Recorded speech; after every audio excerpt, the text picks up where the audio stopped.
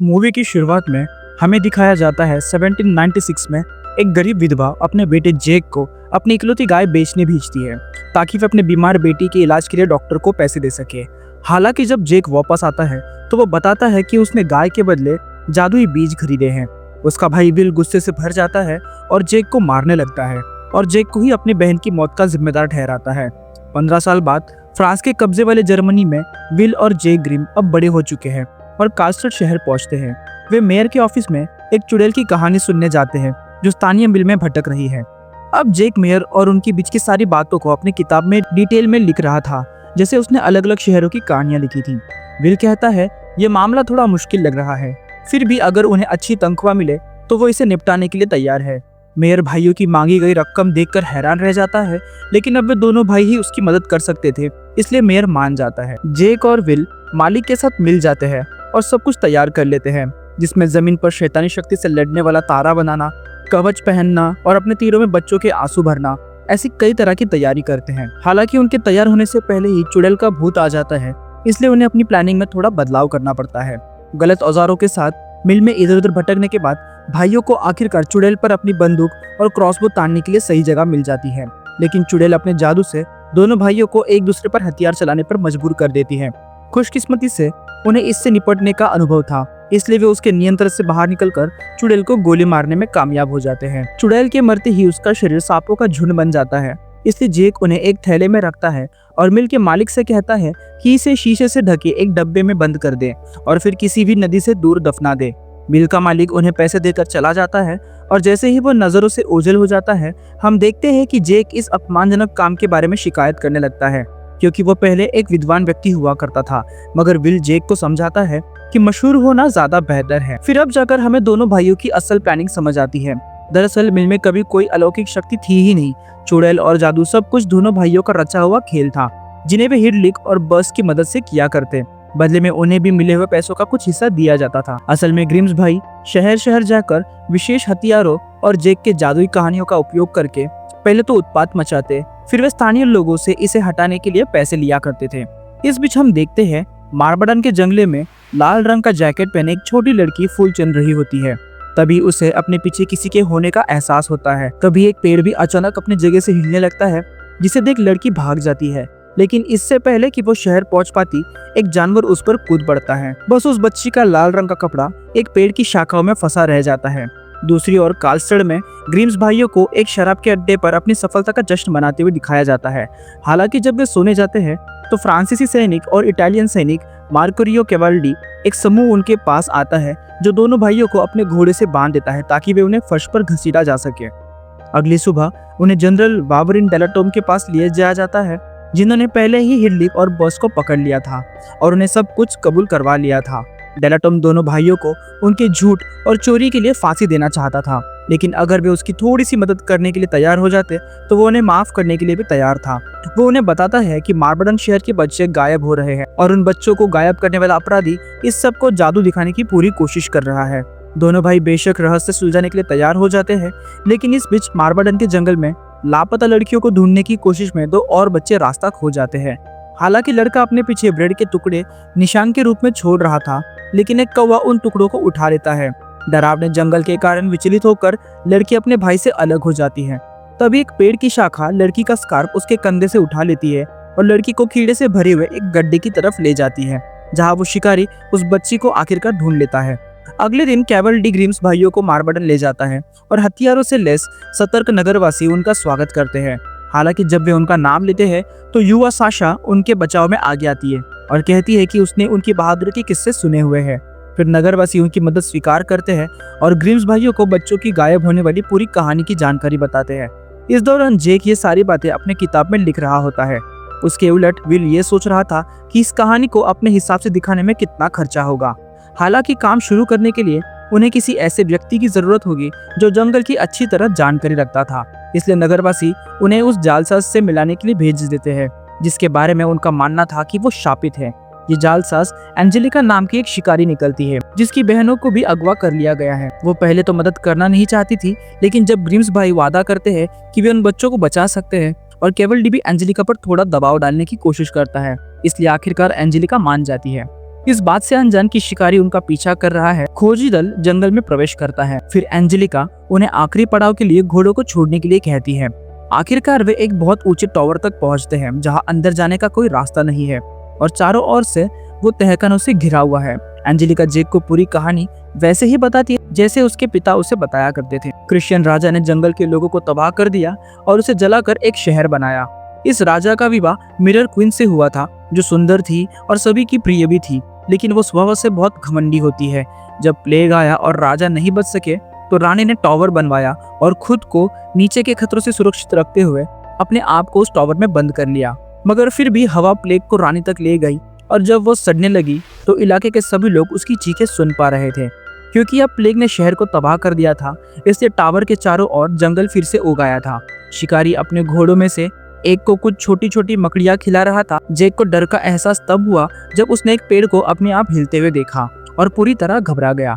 अब खोजी दल खुद को कीड़ों और कौवों से घिरा हुआ पाते हैं, इसलिए एंजेलिका तय करती है कि अब उन्हें वापस लौटना चाहिए। विल उलझन में था क्योंकि उसे लग रहा था एंजेलिका उन्हें गलत रास्ते से लेकर जा रही है। फिर एंजेलिका उसे याद दिलाती है कि उन्हें पेड़ों पर भरोसा नहीं करना चाहिए।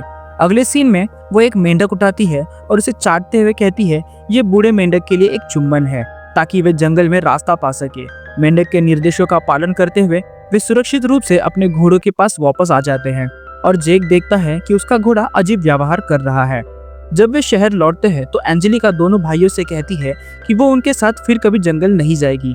उसके पिता को भेड़िए ने अपना शिकार बना लिया था और कुछ समय बाद ही उसकी बहनें भी गायब हो गई थी और यही वजह है शहर के लोग उसे शापित कहते हैं। विल एंजेलिका का अपमान करता है और ऐसे ही उन दोनों में बहस शुरू हो जाती है, जिस पर एंजेलिका उन भाइयों से कहती है अब इस मुसीबत की जड़ तक वो खुद ही जाएगी। रात होते ही जेक का घोड़ा अस्तबल में जोर जोर से रोने लगता है। एक छोटी बच्ची ये सुन लेती है और सोचती है कि वो भी मदद वाली आवाज पहचान सकती है, इसलिए वो घोड़े को देखने जाती है और उसकी बड़ी बड़ी आंखों की तारीफ करती है। वो बच्ची अचानक हैरान रह जाती है जब वो देखती है कि घोड़े के मुंह से मकड़ी का जाला बाहर आ रहा है। बच्ची को कुछ समझ आता उससे पहले ही घोड़ा उससे पूरा निगल जाता है। अब ग्रिम्स भाई भी बच्ची की चीखें सुन लेते हैं और उसे ढूंढने के लिए बाहर आते हैं, लेकिन जब उन्हें घोड़ा और उसके गले में फंसी लड़की दिखाई देती है तो वे घबरा जाते हैं। जैसे ही घोड़ा जंगल में भागता है, भाई इस बात पर बहस करने लगते हैं कि ऐसा कैसे किया जा सकता है, लेकिन एंजेलिका को गुजरते देखकर वे इस विषय को छोड़ देते हैं और पूरा समूह लड़की को बचाने के लिए जंगल में उसके पीछे जाने का फैसला करता है। लेकिन पेड़ उन्हें रोकने के लिए हिलने लगते हैं और कैवल्री के कुछ आदमियों को भी मार देते हैं। एंजेलिका किसी तरह खुद को शाखाओं से छुड़ा लेती है और भेड़िए को ढूंढ लेती है, जिसका पीछा वो अपने पिता का बदला लेने के लिए कर रही थी। हालांकि जब वो भेड़िया करीब आता है तो वो हमला नहीं करता क्योंकि वो उसे पहचाना हुआ प्रतीत होता है और एंजेलिका भी भेड़िए के भागने से पहले ही उसकी आंखों में एक अलग चमक देख पा रही थी। दल वापस शहर की ओर भागता है। अब इस घटना के बाद जेक जादू में विश्वास करने लगता है। विल जोर देकर कहता है कि ये एक चाल है और इस बात से कैवल्री भी सहमत हो जाता है, इसलिए वो अपने आदमियों की मौत के लिए उन्हें ही दोषी ठहराता है। कुछ समय बाद कैवल्री डेलाटोम से मिलने जाता है और उसे बताता है कि जंगल में क्या क्या हुआ था। डेलाटोम ग्रिम्स भाई और एंजेलिका को उस विशेष मशीनों से दंडित करना चाहता था जो उसके पास होती है। हालांकि जब जेक कहता है कि जंगल शापित है तो कोई भी उसकी बात पर विश्वास नहीं करता, इसलिए उनकी जान बचाने के लिए वो कहानी को थोड़ा सा मोड़ने लगता है। वो डेलाटोम को बताता है कि ये सब जर्मन विद्रोहियों की एक चाल है। राजनीतिक रूप से जुनूनी होने के कारण डेलाटोम उन्हें रिहा करने के लिए मान जाता है और मार्बडन के जंगल में वापस भेज देता है, लेकिन वो उनके आगे एक शर्त रखता है। अगर वे फिर से असफल होते हैं तो उन्हें वो ढूंढ लेगा और जंगलों के बीचों बीच ले जाकर जला देगा। ग्रिम्स भाई, कैवल्री, हिडलिक और बस के साथ मार्बडन लौट आते हैं। विल अब सोचता है कि उन्हें भागने की कोशिश करनी चाहिए, लेकिन जेक के दिमाग में कुछ और ही ख्याल था। उसे याद आता है कि उसने पहले मीनार की कहानी सुनी थी, जिसका अंत रानी द्वारा अनंत जीवन के लिए एक मंत्र के प्रयोग से होता है। इसका मतलब है कि रानी अभी भी मीनार में है, किसी की सेवा करने और अंतिम मंत्र खोजने का इंतजार कर रही है। जेक एंजेलिका से मदद मांगता है, लेकिन विल बीच में ही उसे एक ऐसी कहानी में रहने के लिए अपमानित करता है जो असली नहीं है, ठीक वैसे ही जैसे जादुई फलियों के साथ हुआ था। उदास होकर जेक अकेले ही जंगल में भागता है, जो काफी खतरनाक था। एंजेलिका और विल उसके पीछे जाने की कोशिश करते हैं, लेकिन कैवल्री अचानक आ जाता है और एंजेलिका को पकड़कर अपने पास रख लेता है ताकि उसे यकीन हो जाए कि ग्रिम्स भाई वापस आ जाएंगे। जंगल में जेक हिडलिक और बस के साथ मिलकर एक गुलेल का परीक्षण कर रहा था ताकि टावर में घुसा जा सके। विल उन्हें रोकने आता है, लेकिन गुस्से में जेक उसे घुसा मार देता है क्योंकि विल हमेशा से सब कुछ उससे छीन लिया करता था। जेक जिंदगी भर परियों की कहानी का अध्ययन करता आ रहा है और अब उसे एक ऐसी कहानी मिल गई है जो सच है, लेकिन जेक उससे कहता है कि उसे बस अपने भाई विल का साथ और उसका विश्वास चाहिए, इससे ज्यादा और कुछ भी नहीं। विल आखिरकार मानता है कि वो एक बेवकूफ की तरह व्यवहार कर रहा था और एक सुझाव देकर मदद करने के लिए तैयार हो जाता है। गुलेल की बजाय उन्हें टावर पर चढ़ने के लिए एक रस्सी और हुक का इस्तेमाल करना चाहिए। कीड़ों के झुंड से डरकर जो उन सभी को उन्हें घेर रहे थे, हिडलिक और बस वापस शहर आने का विचार करने लग जाते हैं, जहां साशा कुएं से पानी निकाल रही थी। हालांकि बाल्टी के अंदर से कुछ और भी निकल जाता है। एक कौवा उस पर कीचड़ फेंकना शुरू कर देता है। जब वो अपना चेहरा साफ करती है तो पाती है कि उसका मुंह और आंखें गायब हो गए हैं और अचानक बाल्टी से एक और चीज निकलती है, मिट्टी का एक ढेर जो जिंजर ब्रेड मैन का रूप ले लेता है। जब शहर के सभी लोगों को पता चलता है कि साशा मुसीबत में है तो एंजेलिका और कैवेल्डी सहित पूरे शहरवासी उसकी मदद करने के लिए आगे आ जाते हैं। लेकिन वो जिंजर ब्रेड मैन किसी भी चीज से मारकर भी वो खत्म नहीं होता। रोके ना जाने पर जिंजर ब्रेड मैन अपनी बाहें फैलाता है और साशा को खुद में पूरी तरह से संभाल लेता है और फिर कुएं में भाग जाता है। दूसरी तरफ जेक टावर पर चढ़ रहा था। विल रस्सी को जमीन पर एक पहिए से बांधे हुए रखता है, लेकिन रस्सी टूट जाती है और जेक लगभग गिरने ही वाला था, मगर सौभाग्य से वो समय रहते छत को पकड़ने में कामयाब हो जाता है। टावर की चोटी पर पहुंचकर जेक चारों ओर देखता है और उसे पता चलता है कि उसके चारों ओर 12 तहखाने हैं। फिर वो खिड़की से मीनार में घुसता है और अंदर कई दिलचस्प चीजें देखता है। रानी का मुकुट, उसका सिंहासन और मंत्रों की एक किताब जिसमें 12 तहखानों वाला चांद दिखाया गया है। इससे जेक को एहसास होता है कि अब तक 11 लड़कियां गायब हो चुकी है। इस बीच विल को अपने आसपास अजीबोगरीब आवाजें सुनाई देने लगती है, इसलिए वो बूढ़े मेंढक को उठाकर चाटता है और उससे एंजेलिका के घर तक पहुंचने का रास्ता पूछता है। हालांकि उसकी योजना तब बदल जाती है जब वो अचानक मीनार के पास एक छोटी सी झील में साशा को तैरते हुए देखता है और भेड़िया भी शिकारी का रूप धारण करके उसी तहखाने में आने लगता है, जिसे देखकर बिल छुप जाता है और शिकारी साशा को उठाकर आखिरी तहखाने में डालते हुए ये कहता है कि ये उसके रानी के लिए है। इसके बाद जैसे ही वो शिकारी वहां से जाता है, विल लड़की को बचाने के लिए वहां पर आ जाता है, मगर उसी दौरान शिकारी फिर से आता है और अपनी कुल्हाड़ी से विल पर हमला शुरू कर देता है। जेक के लिए भी हालत खौफनाक होते जा रही थी क्योंकि उसे रानी का बिस्तर मिल गया था और रानी का सड़ता हुआ शरीर भी। जब रानी अचानक हिलती है तो वो भागने की कोशिश करता है और एक बड़े से शीशे से टकरा जाता है जिसमें रानी जवान और स्वस्थ दिख रही थी। फिर रानी जेक को उसका नाम लेकर पुकारती है। प्रतिबिंब में वो जेक के पीछे प्रकट होती है और उसे गले लगाती है और जेक से उसके सारे सपनों को साकार करने में मदद करने का वादा करती है। रानी की चाल लगभग काम ही करने वाली थी कि तभी शिकारी से भागता हुआ विल जेक को आवाज देते हुए मीनार में एक पत्थर फेंकता है जो सीधे वो शीशे में जा लगता है। होश में आकर जेक रानी के बेहद लंबे वाले बालों का इस्तेमाल करके मीनार से बाहर कूदने में कामयाब हो जाता है। शिकारी की कुल्हाड़ी और साशा को उठाने के बाद दोनों भाई मेंढक के निर्देशों का पालन करते हुए जंगल से भाग जाते हैं। पेड़ की शाखाएं उन्हें रोकने की कोशिश करती है, लेकिन शिकारी की कुल्हाड़ी एक जादू की तरह काम करती है जो पेड़ों की शाखाओं से दूर रख रही थी। फिर जेक रानी के जादू के बारे में बताता है। उसने खुद को अनंत जीवन तो दिया है लेकिन अनंत जवानी नहीं दी। ग्रिम्स भाई शहर लौटते हैं और आने वाले खतरों के बारे में सभी को आगाह करने की कोशिश करते हैं। जेक बताता है आज रात ग्रहण होगा और रानी को अपने जादू के लिए 12वीं लड़की की जरूरत है, इसलिए उन्हें अपने बच्चों को शहर में छिपाना होगा।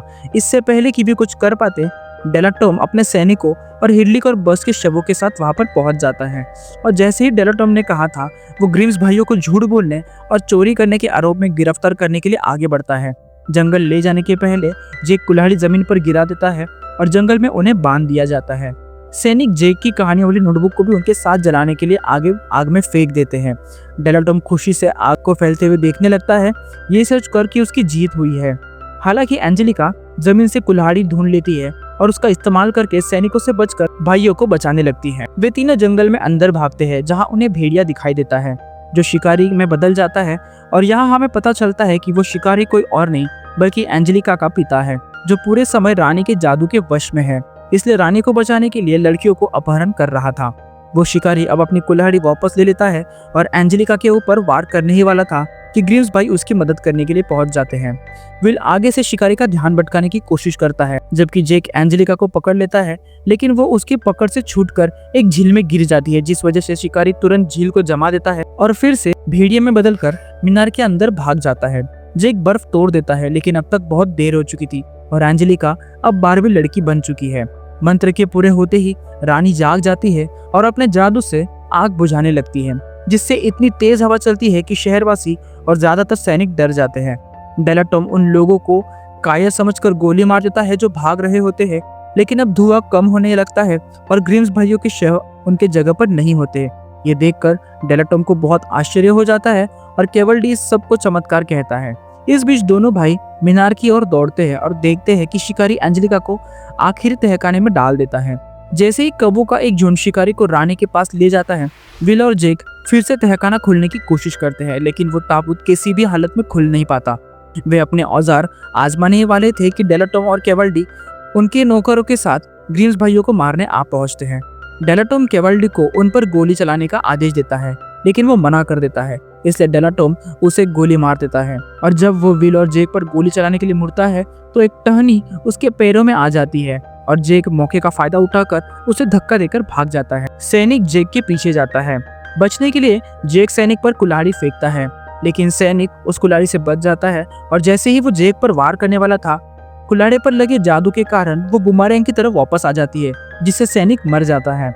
इसके बाद जेक गुलेल तैयार करने लगता है, जबकि विल डेलाटोम से लड़ता है। कई असफल हमलों के बाद ऐसा लगता है कि डेलाटोम का पगड़ा भारी है, लेकिन विल को अपना एक क्रॉस मिल जाता है और वो बटन दबाकर उसमें आग लगा देता है। डेलाटोम के पीछे हटते ही विल उसे उसी के झंडे से मार डालता है और उसे उन पत्थरों की सीढ़ियों से नीचे फेंक देता है जिन पर वे खड़े थे। इस हलचल से सीढ़ियां टूटकर गुलेल से टकराती है, जिससे जेक उछलकर खिड़की से अंदर पहुंचता है और शिकारी को रानी को अंतिम मंत्र देने के लिए तैयार करते हुए पाता है। जेक उन्हें रोकने की कोशिश करता है, लेकिन रानी जादू से कुल्हाड़ी को दूर धकेल देती है और जेक कमरे में मिली एक तलवार पकड़ लेता है तो वो उसके साथ भी वही करती है। अब जादू के कारण जेक दीवार से चिपक गया था, लेकिन रानी के बाल अभी भी खिड़की से बाहर झूल रहे थे, जिनका इस्तेमाल करके विल भी अंदर आ जाता है। खंजर पकड़कर विल रानी पर हमला करने की कोशिश करता है, लेकिन रानी फिर से अपने जादू से दोनों भाइयों को आपस में लड़वा देती है, जिससे जेक गलती से विल को छुरा मार देता है। फिर रानी जेक को मंत्र से मुक्त कर देती है, लेकिन विल को अपना सेवक बनाए रखने के लिए उसे नियंत्रित करने लगती है। रानी शिकारी के सीने में लगे हुए जादुई खंजर को निकालती है और विल को उसी खंजर से मारती है और विल को मंत्र पूरा करने के लिए कहती है। अब जब रानी का ध्यान भटक गया था तो जेक कुल्हाड़ी वापस ले लेता है और शीशा तोड़ देता है, जिससे रानी भी टुकड़ों में बिखर जाती है। इस दौरान शिकारी को भी होश आ जाता है और अपनी बेटियों का बदला लेने के लिए वो शीशे के अंतिम टुकड़े के साथ खिड़की से बाहर कूदकर खुद का बलिदान दे देता है। रानी के अंत के साथ मीनार ढह जाती है और खुशकिस्मती से रानी के कई गद्दों की बदौलत जेक बच जाता है, जबकि विल का बेहोश शरीर केवल्डी उठाता है, जो डेलाटोम की गोली से बच गया था, क्योंकि उसने अपने कपड़ों के बीच में ग्रिम्स भाइयों का कवच पहना हुआ था। ग्रहण अभी खत्म नहीं हुआ था, इसलिए केवल्डी सच्चे प्यार की किस के साथ जेक को कहानी का अंत करने के लिए कहता है। जेक एंजेलिका की तहखाने में जाता है और उसे चूमता है, जिससे वह और बाकी 11 लड़कियां भी जाग जाती है। अगली बारी विल की थी, लेकिन जब जेक विल को किस करने के लिए हिचकिचा रहा था, इसलिए एंजेलिका आकर विल को चूम लेती है। अब सभी लोग लड़कियों को शहर लेकर आते हैं, तब तक सुबह भी हो चुकी थी। शहरवासी इस मुसीबत को खत्म होने का जश्न मनाने लगते हैं और केवल्डी जेक को उसकी नोटबुक वापस दे देता है, जिसे उसने आग से बचा लिया था। दोनों भाई एक दूसरे पर विश्वास ना करने के लिए माफी मांगने लगते हैं और नए काम के विचारों पर चर्चा शुरू करते हैं। इसी दौरान एक कौवा अपनी चोंच में रानी की आंखों वाला एक टुकड़ा लेकर उड़ रहा था और इसी ट्विस्ट के साथ इस कहानी का यहीं पर एंड हो जाता है।